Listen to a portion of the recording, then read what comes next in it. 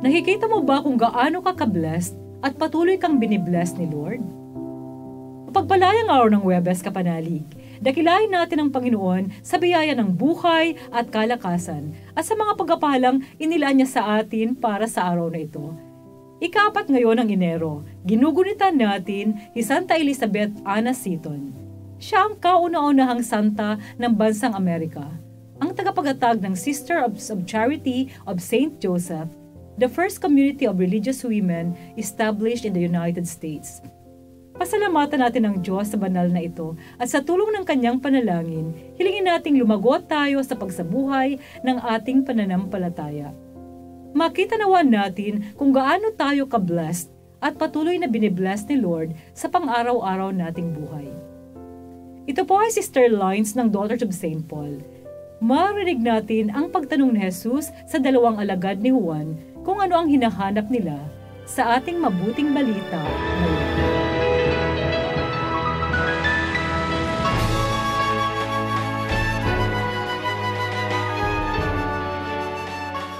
Naroon sa Bataraba, sa kabilang ibayo ng Jordan, si Juan at 2 sa kanyang mga alagad.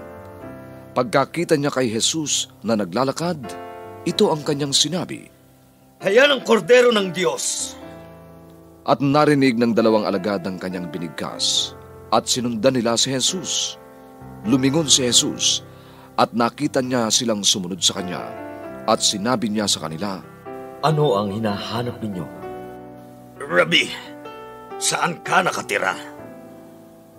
"Halik kayo at makikita ninyo." At pumaroon sila at nakita nila kung saan siya tumutuloy at maghapon silang nanuluyan sa kanya. Mag-iika-4 ng hapon ang oras noon. Si Andres na kapatid ni Simon Pedro ay isa sa 2 nakarinig kay Juan at sumunod sa kanya. Una niyang hinahanap ang kapatid niyang si Simon at sinabi sa kanya, "Natagpuan namin ang Mesiyas." Inihatid niya siya kay Jesus. Pagkakita sa kanya ni Jesus, sinabi niya, "Si Simon ka na anak ni Juan. Kefas ang itatawag sa iyo."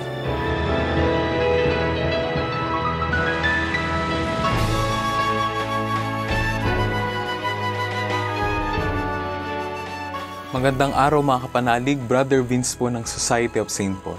Isang mapagpalang bagong taon po sa ating lahat. Ang ating liturhiya tuwing pumapasok po tayo sa bagong taon, ang ating mapagbasa ay tungkol po sa pagpapala ng Diyos. Noong January 1 po, kung kayo nagsimba, ang ganda pong alalahanin ng ating salmong tugunan na nagsasabing, "Naway kahabagan tayo ng Diyos at pagpalain kailanman." Pero ano po bang ibig sabihin ng pagpalain o pinagpala? Simple lamang po, ang ating pagiging laging bukas at tugon sa paggabay ng Diyos sa ating buhay.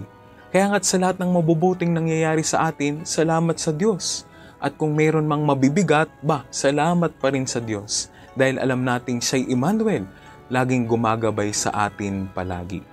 Sa ating pong mabuting balita ngayong araw, ayon po kay San Juan, napakagandang pakinggan ang mga unang salita ni Jesus. Ano ba ang inyong hinahanap? Tumugon ang mga alagad, "Saan ho ba kayo nananahan?"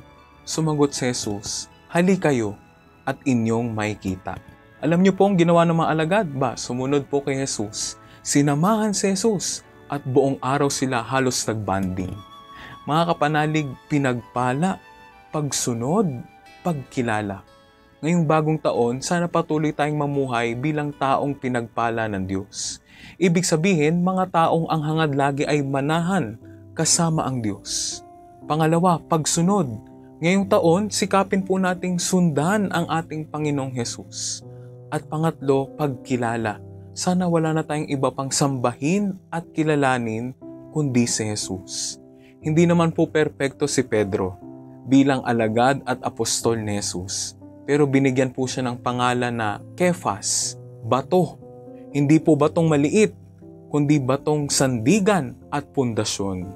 Ang ibig sabihin pa ho sa salitang Ingles, reliable, stable, and resolute. Isang patunay na kung patuloy tayong mananahan sa piling ng Diyos, higit kanyang pagpapalain. Kikilalanin kanya bilang alagad at anak niyang natatangi sa kanyang puso. Amen. Mga kapanalig, support Pauline's online ministry. Subscribe, like, and follow us on Facebook, YouTube, Instagram, Twitter, TikTok, Spotify, Google, and Apple Podcast. Maraming salamat po. At sa lahat na nagme-message sa amin na humingi ng panalangin para sa iba't ibang convention, asahan po ninyong kasama niyo kami sa pagdarasal na ipagkaloob ng Diyos ang inyong mga kahilingan. Ito po muli si Sister Lines ng Daughters of St. Paul na nagpapaalalang bagong taon 2024 ating ipagkatiwala sa mapagpalang kamay ng Panginoong Diyos nating dakila.